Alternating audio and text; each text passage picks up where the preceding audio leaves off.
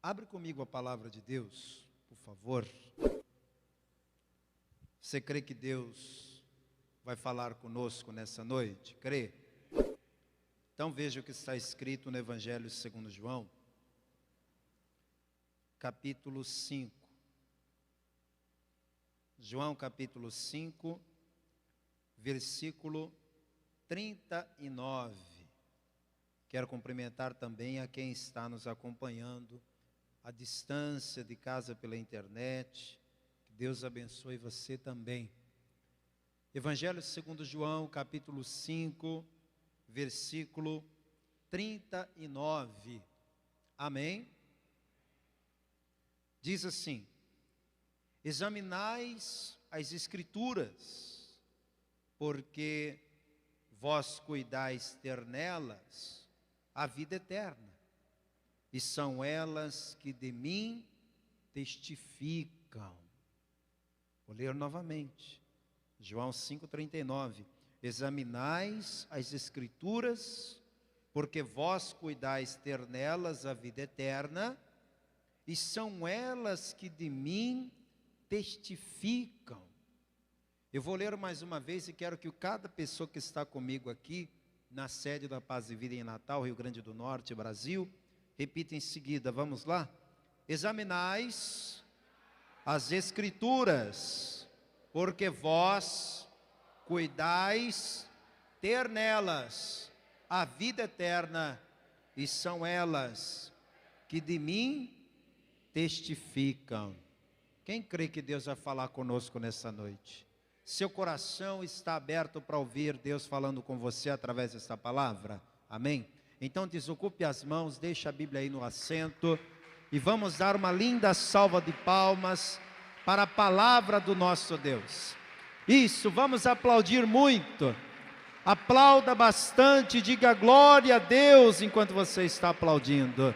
Senhor Deus e Pai Todo-Poderoso, a Tua palavra será pregada agora e eu me esvazio de mim. Eu não tenho nada para falar, então que venha o Teu Espírito, tome a boca do pregador, tome os lábios do mensageiro, envia, ó Deus, a Tua palavra santa, com poder, unção, autoridade, e que a Tua palavra, Senhor, uma vez enviada, ela vá e produza resultado para o qual está sendo mandada, em nome de Jesus.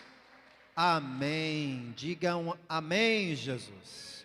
Pode sentar, por favor. Meus queridos, a ordem do Senhor Jesus é muito clara. É para examinar as Escrituras. Jesus não está dizendo, olha, leiam as Escrituras. Não. Ele não está mandando a gente ler. Você sabe que eu posso ler e imediatamente após ter lido, me esquecer do que li. Aliás, o povo brasileiro é fera nesse assunto. Lê e esqueceu o que leu. Gente, infelizmente, está numa posição muito negativa quando o assunto é leitura. O brasileiro é uma das nações que mais lê e que menos interpreta o que lê. Ou seja, lê bastante, mas não absorve quase nada. Às vezes a pessoa lê um texto enorme e quando você pede para ela sintetizar aquilo que ela leu, explicar o que ela leu, às vezes ela não consegue. Então Jesus não mandou a gente ler a Bíblia. Jesus mandou que a gente examinasse as Escrituras. E examinar é muito mais do que ler, queridos.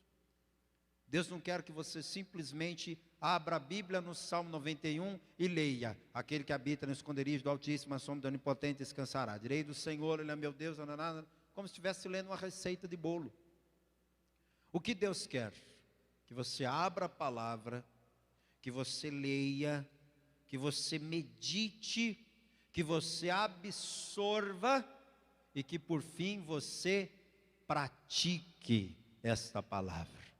Porque a palavra de Deus é viva, é poderosa para transformar a vida do ser humano. Quem crê que a palavra de Deus tem esse poder?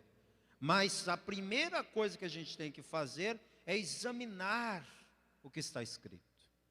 Agora, examinar o quê? O versículo 39 diz: examinai as escrituras. Então você tem que pensar que na época de Jesus haviam escrituras. E essas escrituras que existiam na época de Jesus, ele mandou a gente examinar. Quais eram as escrituras que existiam na época de Jesus e que existem até hoje para que a gente possa examinar? É o Antigo Testamento. Porque o Novo Testamento só foi escrito depois da morte de Jesus, evidentemente. O personagem principal do Novo Testamento é o próprio Cristo. Então o Evangelho só vai ser escrito coisa de 20 anos depois que Jesus morreu, ressuscitou e voltou para o céu. Então qual era a escritura disponível na época de Jesus? Era a lei de Moisés, eram os salmos, eram os livros proféticos. Então esse conjunto de escrituras que nós chamamos de Antigo Testamento, ele já existia na época de Jesus. E Jesus falou com todas as letras: queridos, examinem isso aqui, examinem. Porque se vocês examinarem o Antigo Testamento, vocês vão perceber que ele fala de mim. Dá uma glória a Deus por isso. Você acredita que o Antigo Testamento fala de Jesus? Quem acredita que ele fala? E aí você vai estar pensando assim: mas eu levantei a mão aqui porque todo mundo levantou, pastor, mas eu estou em dúvida. Como que o Antigo Testamento fala de Jesus, se Jesus só nasceu no Novo Testamento? Como que pode o Antigo Testamento falar de Jesus antes dele ter nascido? Não faz sentido. Eu acho que só o que fala de Jesus é o Novo Testamento. Talvez você tenha esse pensamento, e se você pensa assim, você não está totalmente enganado. O teu pensamento tem até lógica. De fato, Jesus só nasceu no Novo Testamento. Tanto é que Mateus já começa contando o quê? A genealogia de Jesus, o nascimento de Jesus. Só que o Antigo Testamento, ele estava repleto de símbolos, de profecias, de visões, e através desses meios, o Senhor Jesus é citado. Eu vou te mostrar aqui, por exemplo, que no Antigo Testamento Deus ordenou que o seu povo celebrasse festas. O nosso Deus é um Deus que gosta de festa. Quem aqui gosta de festa também? Quem gosta de festa? Não, pode dar glória a Deus aí. Quem gosta de festa? Quem gosta? Você foi feito à imagem e semelhança de Deus mesmo, hein? Porque Deus gosta de festa. Nosso Deus gosta tanto de festa que Ele instituiu algumas. E eu quero te mostrar algumas dessas festas que Deus instituiu e que para o povo de Israel são festas solenes, sagradas. E por que não dizer obrigatórias? Porque essas festas, uma vez que foram ordenadas por Deus, quem tem temor de Deus não vai deixar de participar de algo que Deus mandou fazer. Basta que eu saiba que Deus mandou fazer uma coisa para que eu faça, sem pensar duas vezes. Aquele povo recebeu de Deus uma ordem, e eu quero que você abra comigo no livro de Levítico, no Antigo Testamento, terceiro livro das Escrituras. E lá nesse livro, Deus deixou, através de Moisés, a ordenança de 4 festas obrigatórias. Essas festas obrigatórias em Israel falam simbolicamente do Senhor Jesus. Eu acabei de te dizer que as Escrituras falam de Jesus. Ele disse: examinai. Examinai as Escrituras, que vocês vão ver que elas testificam de mim. As Escrituras que Jesus se referia era o Antigo Testamento. O Antigo Testamento fala de Jesus. Levítico capítulo 23, e nós vamos ler aqui a partir do versículo 1. Depois falou o Senhor a Moisés, dizendo: fala aos filhos de Israel e dize-lhes: as solenidades do Senhor que convocareis serão santas convocações. Estas são as minhas solenidades. Presta atenção.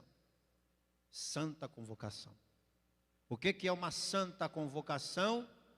É uma convocação feita pelo próprio Deus. Não era o homem quem estava convocando. Não era o rei de Israel, até porque Israel não tinha rei nessa época. Mas não era o líder máximo da nação, que no caso era Moisés, que estava convocando o povo. Moisés estava apenas dando o recado. Moisés estava dizendo: Deus falou comigo e me mandou dizer para vocês que estas festas são obrigatórias. São santas convocações. Ninguém pode ficar de fora. Repita, por favor: ninguém pode ficar de fora. E quais são as 4 festas obrigatórias que Deus ordenou? A gente começa aqui no versículo 4 a ler acerca da festa da Páscoa. Versículo 4 diz assim: estas são as solenidades do Senhor, as santas convocações que convocareis no seu tempo determinado. No mês 1º, aos 14 do mês, pela tarde, é a Páscoa do Senhor. Vamos parar aqui. O que você sabe sobre a Páscoa, talvez não seja exatamente o que a Páscoa de fato é. Infelizmente, nós vivemos hoje uma distorção de alguns sentidos das festas estabelecidas por Deus. Por exemplo, a festa da Páscoa. Quando a gente pergunta para uma criança assim: o que é a Páscoa? O que a criança responde? Coelhinho da Páscoa, que bota ovos de chocolate, e a gente come o chocolate em ovos e é uma delícia. Adoro Páscoa, maravilhoso, não vejo a hora de vir de novo. Essa é a resposta que as crianças vão dar. E se você perguntar para um adulto, o adulto não acredita em coelhinho da Páscoa, mas acredita que vai comer chocolate e não vai engordar. Pode até não acreditar em coelhinho da Páscoa, mas também come ovos de chocolate e não sabe explicar a verdadeira origem da Páscoa. Então essa primeira festa, a festa da Páscoa, e eu vou ser bem superficial nas explicações, porque senão eu vou ficar pregando aqui até meia-noite, porque cada pregação aqui, cada festa dessa aqui é uma pregação profunda. Então eu vou ser bem objetivo. A festa da Páscoa foi estabelecida por Deus no dia em que o povo de Israel deixou o Egito. Eles estiveram lá durante muitos anos, sofreram nas mãos do faraó, e no final da sua passagem pelo Egito, Deus determinou: olha, cada pessoa vai pegar um cordeiro, macho de 1 ano, sem mancha, sem defeito, e vocês vão sacrificar o cordeiro. O cordeiro deve ser sacrificado à tarde. A carne do cordeiro deve ser comida apressadamente. Vocês têm que comer a Páscoa vestidos como se estivessem de saída. Vestidos com os lombos cingidos, com as sandálias dos pés, com o cajado na mão, como se estivesse de saída. Vocês vão comer apressadamente. Esta é a Páscoa do Senhor. O povo não entendeu direito o que Deus mandou, mas fez do jeito que Deus mandou. No dia marcado, na hora marcada, todas as famílias de Israel tinham um cordeiro sacrificado dentro de casa. Pegaram o sangue do cordeiro, passaram nas vergas das portas, nas ombreiras das portas. A gente aqui chama de batente da porta, né? E eles fizeram aquela marca de sangue nas ombreiras das portas, todo mundo vestido dentro de casa, como se estivesse para sair, e foram comendo aquela carne de cordeiro apressadamente, e Deus, naquele dia, libertou o povo de Israel da escravidão egípcia, E o povo que já estava pronto para sair naquele dia, saiu da terra do Egito e o nome do Senhor foi glorificado. Por que que essa festa foi estabelecida por Deus como uma festa perpétua, que nunca mais deveria deixar de ser feita? Para que o povo de Israel nunca se esquecesse a obra que Deus fez naquele dia, lá na terra do Egito. Existem coisas que a gente nunca pode se esquecer na nossa vida, e uma delas é de onde Deus nos tirou. Eu não sei quem foi você no passado, eu não sei onde você estava quando Jesus te encontrou, mas uma coisa eu te digo: não se esqueça de onde Deus te tirou, não se esqueça da obra maravilhosa que Ele fez na sua vida, porque um dia você foi escravo do Egito, um dia você foi escravo do faraó, mas hoje você é livre para servir o teu Deus, hoje você é livre para andar na presença do Senhor, e hoje você está a caminho da Canaã celestial. Então Deus falou: Moisés, avisa o povo que é para fazer a festa da Páscoa todos os anos, perpetuamente. A palavra Páscoa significa passagem. O povo fez uma passagem naquele dia, de uma situação para outra, da escravidão para a libertação. Agora, o que isso aqui tem a ver com Jesus? Porque João 5,39 diz que é para a gente examinar as Escrituras, porque elas testificam de Jesus. Onde é que a gente vê Jesus nessa celebração da Páscoa? O que a Páscoa tem a ver com Jesus? Muitas coisas, muitas. Para começo, o animal escolhido por Deus na Páscoa era qual mesmo? Um coelhinho branquinho de orelhas pontudas? Não? Tinha nada de coelho. Quem botou esse coelho aí tinha que tratar de tirar, né? Porque esse coelho não está na história da Bíblia. Qual foi o animal escolhido por Deus na festa da Páscoa? Um cordeiro macho. Podia ser uma cordeira. Um cordeiro macho, sem mancha e sem defeito. Esse cordeiro macho, sem mancha e sem defeito, é um símbolo claro de Jesus. Jesus, um ser humano macho. Jesus não era uma mulher, era um homem. Sem mancha e sem defeito, sem nenhum erro, sem nenhum pecado, sem nenhum deslize, sem nenhuma mancha no seu caráter. Ninguém podia dizer assim: ele fez tal coisa, eu vi ele fazendo tal coisa. A palavra diz que no dia que Jesus foi julgado, apareceram muitas testemunhas falsas. Por quê? Porque ninguém tinha nada de verdadeiro para falar acerca dele. Ninguém podia testemunhar sobre ele e dizer a verdade. As testemunhas que falaram contra ele falaram mentiras, porque ele era o Cordeiro Santo, puro e perfeito. O sangue do Cordeiro tinha que ser derramado, e aquele sangue tinha que marcar as ombreiras das portas das casas. Certamente essas ombreiras eram de madeira, assim como até hoje são. Aquele sangue escorrendo no madeiro das portas é um símbolo do que, minha gente? Do sangue de Jesus escorrendo no madeiro da cruz.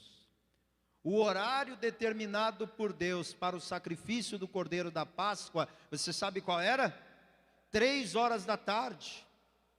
E qual foi o horário em que Jesus entregou o Espírito? Às 3 horas da tarde. Então todos os detalhes envolvendo a festa da Páscoa deixam claro que Jesus estava sendo simbolizado por meio daquela festa. Então o que a festa da Páscoa representa? A morte do Senhor Jesus. Tanto é verdade que Jesus poderia morrer em qualquer época do ano, porque todo dia do ano tem alguém morrendo. Mas qual foi o dia da morte de Jesus? Ele morreu numa sexta-feira, na semana da Páscoa. Então tudo envolvendo a morte de Jesus está representado aqui nessa festa. Então essa é a primeira festa obrigatória. Por que é obrigatória? Porque Deus quer que todos, sem exceção, Recebam na sua vida o sacrifício do Cordeiro Jesus Cristo, porque é o sangue do Cordeiro que nos purifica de todo pecado. É o sangue do Cordeiro que nos compra para Deus. Ninguém vai ser salvo sem esse sangue. Aí vem a segunda festa obrigatória. Eu quero que você leia comigo, eu estou em Levítico capítulo 23. Agora leia o versículo 9. E falou o Senhor a Moisés, dizendo: fala aos filhos de Israel, e dize-lhes: quando houverdes entrado na terra que vos hei de dar, e chegardes a sua cega, ou seja, fizerdes ali a colheita, então trareis um molho das primícias da vossa cega ao sacerdote. Esse molho é como se fosse um feixe amarrado. E esse feixe era a primeira parte da colheita. Traduza por cega, colheita, tá? Trareis um molho das primícias da vossa cega. Trareis um feixe das primícias da vossa colheita ao sacerdote. E ele moverá o molho perante o Senhor, para que sejais aceitos. Ao seguinte dia do sábado, grifa isso por favor, ao seguinte dia do sábado, o moverá o sacerdote. Na época da Bíblia ainda não tinha se dado os nomes que nós damos hoje aos dias da semana. Já se tinha dado o nome do sétimo dia. O sétimo dia da semana chama-se sábado. E na época da Bíblia, o sétimo dia da semana já se chamava sábado, que é uma transliteração da palavra hebraica Shabá, que significa descanso. Só que esses nomes, domingo, segunda-feira, terça-feira, quarta-feira, quinta-feira, sexta-feira, ainda não eram dados na época da Bíblia. Tanto é que quando a Bíblia vai falar de sexta-feira, chama-se dia da preparação. Por que dia da preparação? Porque era o dia que antecedia ao descanso, então as pessoas tinham que preparar tudo na sexta-feira, porque no sábado tinha que descansar. O domingo não tinha dado ainda o nome, ninguém tinha um nome para esse dia. Então como é que Moisés se refere ao domingo? Ele fala que é o dia seguinte ao sábado. Qual que é o dia que vem depois do sábado? Domingo. Então o texto está dizendo que a pessoa vai trazer a primícia da sua colheita para o sacerdote. E o sacerdote vai mover no domingo aquele feixe, aquela colheita, aquela primícia. Não dá tempo de eu me aprofundar, como eu te disse, eu vou ser superficial nas 3 explicações iniciais, mas eu posso te dizer, a festa das primícias aponta para Jesus na sua ressurreição. Qual foi o dia em que o corpo de Jesus foi movido do sepulcro e saiu de lá vivo e ressuscitado? Qual foi o dia? Domingo? No dia seguinte ao sábado? Jesus foi colocado no sepulcro na sexta-feira, mas no domingo o seu corpo foi movido do sepulcro, ele saiu da sepultura vivo e está vivo até hoje para a glória de Deus. Jesus ressuscitou. E esta festa das primícias, ela aponta para Jesus, que inclusive o apóstolo Paulo falou com todas as letras, dizendo que Jesus é a primícia. Vamos comigo lá na primeira carta que Paulo escreveu aos Coríntios, capítulo 15, versículo 20. Primeira carta que Paulo escreveu aos Coríntios, capítulo 15, versículo 20. Olha só o que a palavra diz. Mas agora, Cristo ressuscitou dos mortos e foi feito as primícias dos que dormem. Você sabe que esse dormem na Bíblia não é dormir de sono, que dorme e depois acorda. É dormir no sentido de morrer. Aí o texto diz que Cristo é a primícia dos que dormem, ou seja, Cristo é a primícia dos que morrem. Por quê? Porque Ele ressuscitou. E aí você deve estar pensando assim, mas peraí, pastor. Eu me lembro que eu vim aqui nessa igreja e foi o senhor mesmo que pregou, que tinha um homem lá na cidade de Betânia, amigo de Jesus, que o nome dele era Lázaro, e ele adoeceu e morreu. E Jesus chegou lá 4 dias depois que o homem já estava morto e ressuscitou Lázaro. Quem aqui já leu que Jesus ressuscitou Lázaro? Você talvez tenha me ouvido pregar aqui, que um dia Jesus estava entrando numa cidade e um cortejo fúnebre saía, e Jesus parou o cortejo e tocou no esquife e disse ao defunto: levanta-te. O moço que estava morto levantou e acabou o funeral, porque o morto ressuscitou. Você já ouviu falar desse milagre?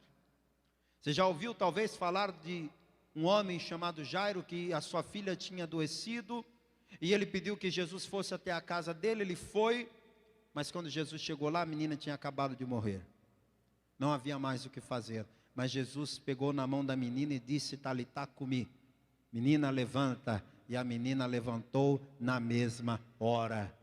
Então só no Novo Testamento a gente tem o milagre da ressurreição da filha de Jairo, a ressurreição do Lázaro, e só depois da ressurreição de Jesus. Como é que Paulo pode dizer que Jesus é a primícia dos que dormem, porque ressuscitou? Outras pessoas já haviam ressuscitado antes dele. Mas deixa eu te fazer uma observação. Lázaro ressuscitou. Quem crê que ele ressuscitou mesmo? Acredita que Lázaro ressuscitou? Se a palavra diz que ele ressuscitou, você tem que acreditar. Você acredita na palavra de Deus. Além de que todos que estavam lá viram o homem saindo vivo. Mas o que você tem que considerar é que Lázaro ressuscitou, viveu novamente por algum tempo e morreu. De novo. Ou será que o Lázaro está vivo até hoje? Você acha que o Lázaro morreu de novo ou não? O que você acha? Obviamente ele ressuscitou, porque Jesus fez o milagre, viveu por um tempo, mas chegou uma hora que o Lázaro morreu. A filha de Jairo, que ainda era garotinha, ela viveu. Jesus devolveu a vida para ela. Mas teve um dia que ela morreu. Aquele jovem filho da viúva de Naim, que Jesus ressuscitou, ótimo, ele ressuscitou, mas depois morreu de novo. Por que Jesus é a primícia? Porque ele é o único que morreu, ressuscitou e está vivo para todos sempre. Vamos aplaudir a ele, porque ele sim, ele está vivo, ele venceu a morte. Aí vem a terceira festa obrigatória, volta lá para Levítico 23, veja como tudo fala de Jesus, bem que ele disse, olha, examina as escrituras, vocês vão ver como elas falam de mim. A terceira festa obrigatória que Deus mandou o povo de Israel celebrar é a festa de Pentecostes. Está aqui em Levítico capítulo 23. O versículo 15 começa dizendo o seguinte sobre essa festa: depois, para vós contareis desde o dia seguinte ao sábado. Qual que é o dia seguinte ao sábado? Domingo. Contareis desde o domingo, desde o dia em que trouxerdes o molho da oferta movida, 7 semanas inteiras serão. Até o dia seguinte ao 7º sábado contareis 50 dias. Então oferecereis nova oferta de manjares ao Senhor. Deus está instituindo agora uma festa, e essa festa de Pentecostes, a palavra hebraica Pentecostes, significa colheita, costes colheita, pente de 5, porque era uma festa das colheitas que durava 50 dias. O próprio Deus está dizendo aqui, olha, serão 7 semanas inteiras e depois mais um dia seguinte ao 7º sábado, completando 50 dias. Quantos dias durava a festa de Pentecostes? 50 dias. Quanto tempo tem 7 semanas? 7 vezes 7 dá 49. 7 semanas tem 49 dias, mais um, que era o dia de Pentecostes. Então Deus falou o seguinte: vocês vão ficar 7 semanas. 7 semanas na minha presença, celebrando. Falando para você que Deus gosta de uma festa, hein? Já pensou uma festa de 7 semanas? Deus mandou o povo ficar 7 semanas celebrando pela colheita. E Deus falou: agora, quando for o 50º dia, aí vai ser assim o auge da festa. Ser o dia de Pentecostes. Aí nesse dia, vocês vão fazer um louvor especial, uma oferta especial, vai ser tudo maravilhoso. Os detalhes estão aí, não dá tempo de eu explicar tudo. Mas o que é que aconteceu envolvendo a festa de Pentecostes? Você sabe que Jesus, na sua última semana de vida, começou a falar muito sobre o Paráclitos, sobre o Espírito Santo. E eu quero te mostrar aqui o que ele falou lá em João capítulo 14, versículo 16. Jesus o tempo todo falava do Pai, porque o meu Pai é isso, o meu Pai é aquilo, eu vim fazer a vontade do meu Pai, o meu Pai me enviou. Ele sempre falava do Pai, o tempo todo, 3 anos falando só do Pai. Mas na sua última semana de vida, Jesus diminuiu um pouco esse assunto sobre o Pai e começou a falar de uma terceira pessoa. Ele começou a falar do Paráclitos.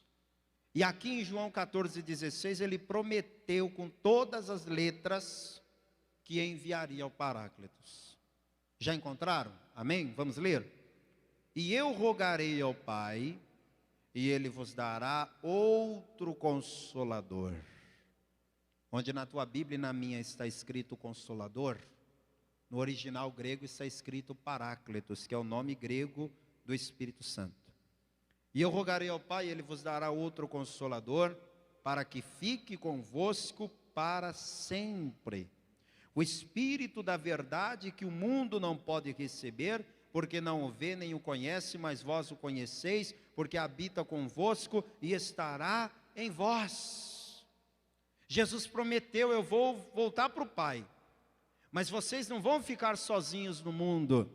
Vocês não vão ficar abandonados aqui na terra. Assim que eu chegar ao Pai, eu vou clamar, eu vou pedir para que Ele envie para vocês outro igualzinho a mim, que é o Paráclitos. E quando Ele vier, Ele vai ajudar vocês na jornada, na caminhada, na vida nessa terra.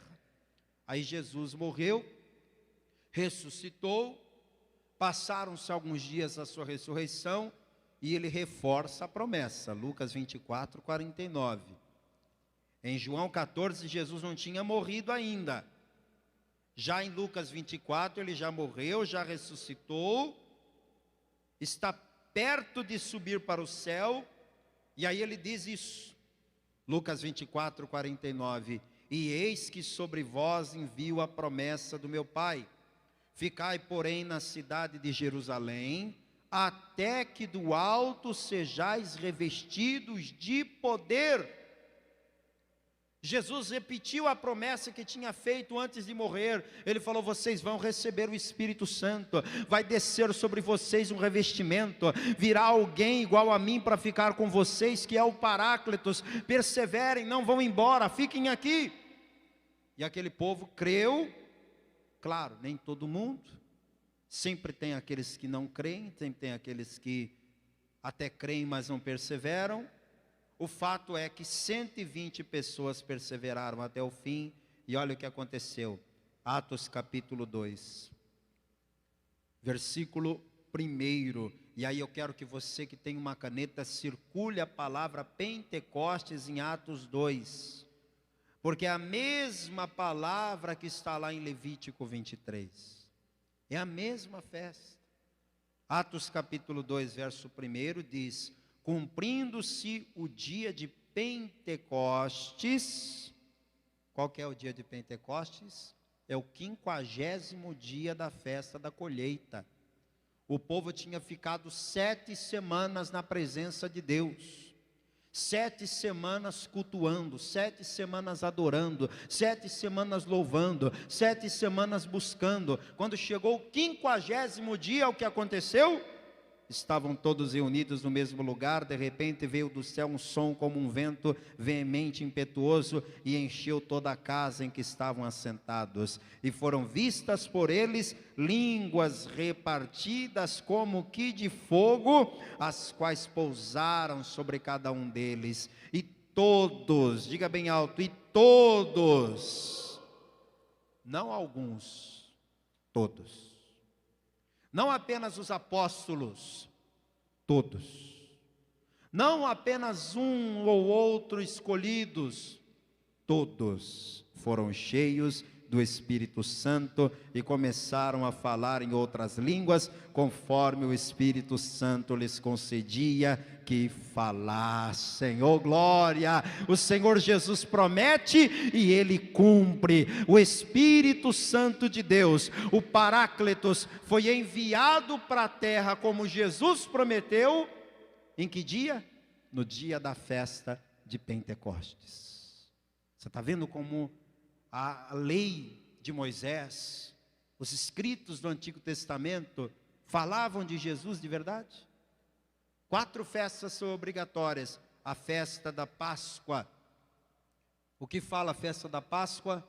Da morte de Jesus. A festa das primícias. De que fala a festa das primícias? Da ressurreição de Jesus.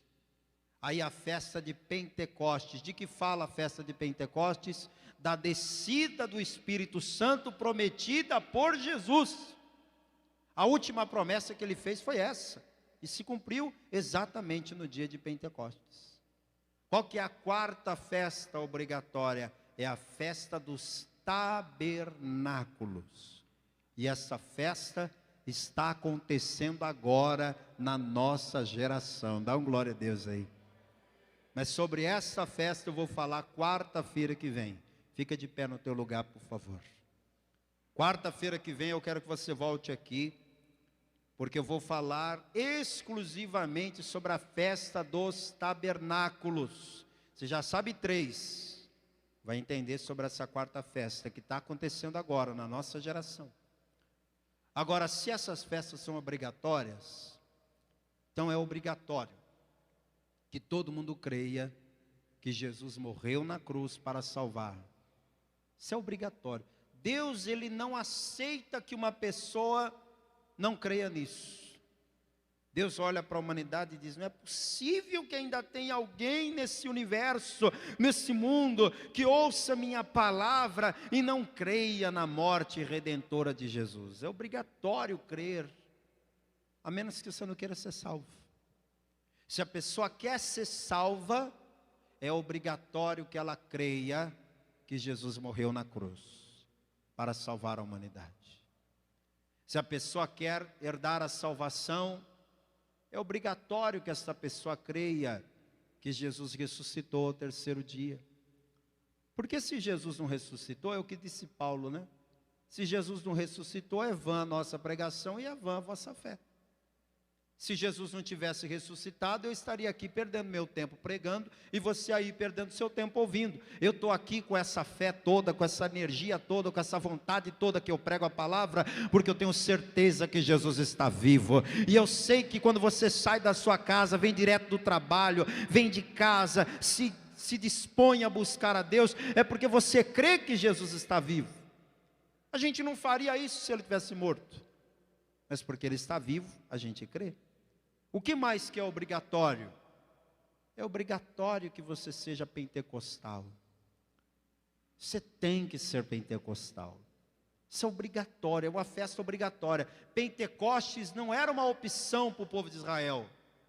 Era uma santa convocação. Deus falou: vocês têm que participar do Pentecostes.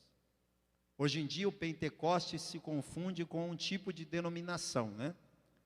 Quando se fala em ser pentecostal, algumas pessoas dizem: ah, então é para ser da igreja pentecostal fulana de tal. Não, não estou dizendo que é obrigatório ser membro desta ou daquela denominação que tenha o nome pentecostal no CNPJ. O que eu estou dizendo é que todos nós temos que ser pentecostais no sentido de crer na ação do Espírito Santo. Quem entendeu o que eu quis dizer aqui? Quem crê no Espírito Santo é pentecostal, gente. Quem crê no batismo com o Espírito Santo, quem crê nos dons espirituais, quem crê no fruto do Espírito, quem crê na regeneração, quem crê na obra gloriosa do Espírito Santo, essa pessoa é pentecostal, e assim você tem que ser. Você tem que acreditar no Espírito Santo, porque Ele é quem está na terra hoje, para nos ajudar na caminhada até a volta do Senhor Jesus. Eu vou fazer uma oração agora para você receber o Espírito Santo, assim como as pessoas receberam no dia de Pentecostes. Mas primeiro feche os teus olhos um minutinho, por favor. Se você que está aqui ainda não entregou a tua vida para Jesus, se você ainda não recebeu a Cristo como seu único Senhor, como seu único Salvador, eu quero que você saiba que o Pai está te dando esta oportunidade agora. Uma oportunidade que talvez você já tenha recebido outras vezes, mas desperdiçou. Outras vezes você teve a chance de entregar a tua vida para Jesus e desperdiçou. Quer um conselho? Não desperdice essa oportunidade hoje não, porque ela pode ser a última. Eu não sei o dia da volta de Jesus, mas eu sei que Ele volta. Eu também não sei o dia da nossa morte, mas eu sei que todos nós um dia morreremos. Então, se eu não sei nem uma coisa nem outra, o que é o mais prudente a fazer? O mais prudente a fazer é eu me entregar para Jesus enquanto é tempo. Tem gente que está brincando com a salvação, vem para a igreja, ouve a mensagem do Evangelho, e ao invés de decidir de uma vez, fica dizendo, não, hoje não. A próxima vez que eu vier na igreja, eu vou lá na frente e entrego a minha vida para Jesus. Hoje não, mas a próxima vez que eu for na igreja, eu vou pedir perdão e me reconciliar e acertar minha vida com Deus. Você precisa fazer isso hoje.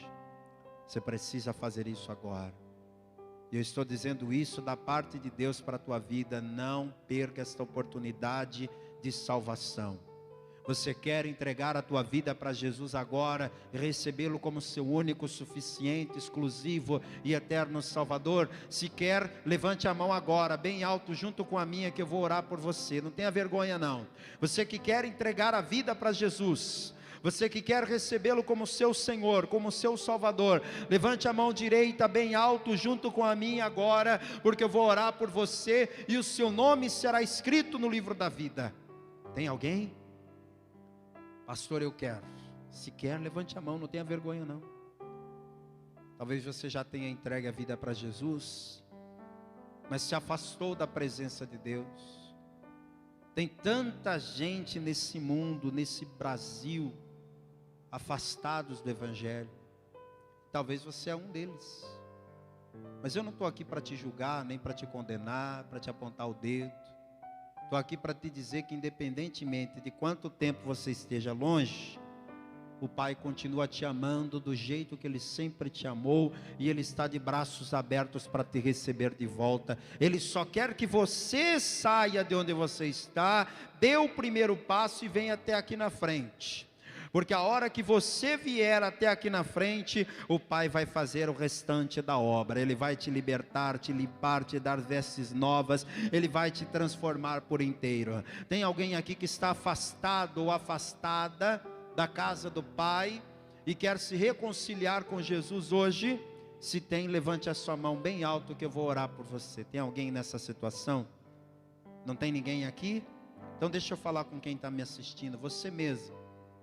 O Espírito Santo está falando com você agora. Achou que era só com eles aqui, é? Está falando com você. Você, filho pródigo, você que não vem para a igreja, mas sabe que tem culto, sabe onde é a igreja, mas diz, eu não vou não, estou cansado, não vou não estou afim.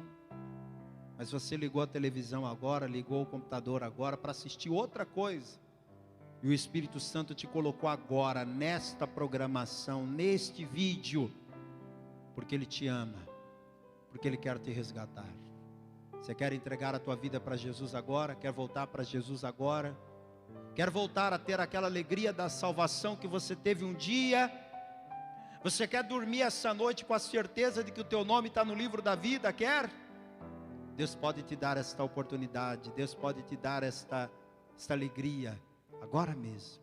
Aí onde você está, não importa se você está sozinho em casa ou no meio de outras pessoas, coloque a mão aí sobre o teu coração. Faça essa oração agora comigo, se entregue a Jesus agora. E eu quero que quem está comigo aqui na igreja interceda, porque tem vidas sendo salvas agora. Você que está me assistindo, quem sabe você está aí no conforto da sua casa, você pode dobrar o teu joelho? Então faça isso agora, põe a mão assim sobre o coração. Ore dizendo: meu Deus e meu Pai, eu preciso de Ti, eu reconheço isso, e por isso eu te peço, ó Pai, perdoa agora os meus pecados, apaga as minhas iniquidades, escreve meu nome no livro da vida, e me dá forças para permanecer na Tua presença, até o dia glorioso da Tua volta. Agora eu vou orar por você, meu Deus e meu Pai Todo-Poderoso. Eu me ponho de joelhos agora, para orar por essa pessoa que está em casa me assistindo, em qualquer lugar desse país ou fora dele. Esta pessoa que te ama, mas que não tem forças para caminhar na Tua presença. Ela tem temor de Ti, mas ao mesmo tempo, ela não tem força para vencer o pecado. Essa pessoa, ela se sente mal por tudo que fez de errado, e por isso ela não vem para a igreja. Ela acha que não vai ser aceita, ela acha que não vai ser digna da Tua presença.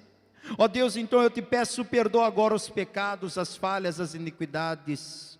Escreve esse nome no livro da vida novamente. Ah, meu Deus, eu quero que o Senhor levanta quem está caído. Eu quero que o Senhor fortaleça quem está fraco. Eu quero que o Senhor renove aquele que já não tem mais nenhum vigor. E que na próxima reunião de paz e vida, esta pessoa esteja pessoalmente aqui, louvando, adorando e bendizendo o Teu nome. Que assim seja feito. Amém. E graças a Deus, glória a Deus. Vamos aplaudir a Jesus por cada vida que se entregou a Cristo.